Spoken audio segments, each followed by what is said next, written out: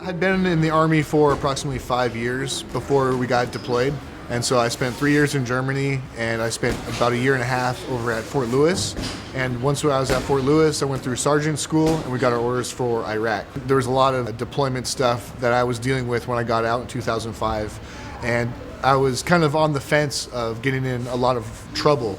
And so I started refocusing my life on training, and that would take away all the energy that I had. And so I wouldn't go out at night. I would just want to sleep so I could train the next day. And over the course of the several years, 2 or 3 years of training hard, coupled with going to the VA 3 times a week for treatment and therapy, I started to mellow out and started getting coping tools through the therapy. And that I found that specific combination of being able to embrace that aggression, in a sense, in a safe environment and let it out, but also have those coping tools really helped me kind of progress my life and sign up for school and take classes and move forward step by step. Right, go 2 by itself. It says 1, 2. Where? Okay.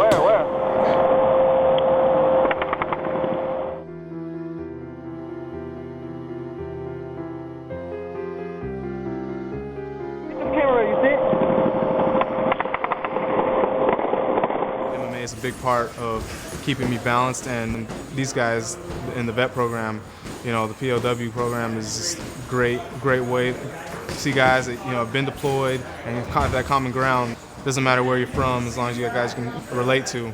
It's a good thing.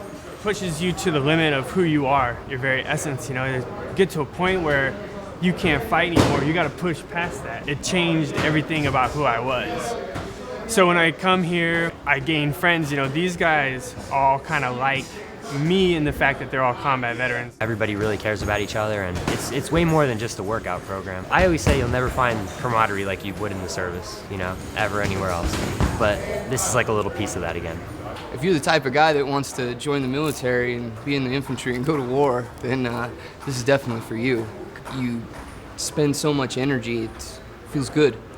And then feels like just another grunt platoon.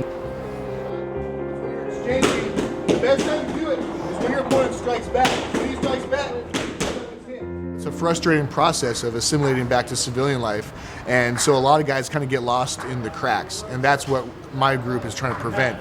Try to get these guys before they run into all the trouble and prevent it.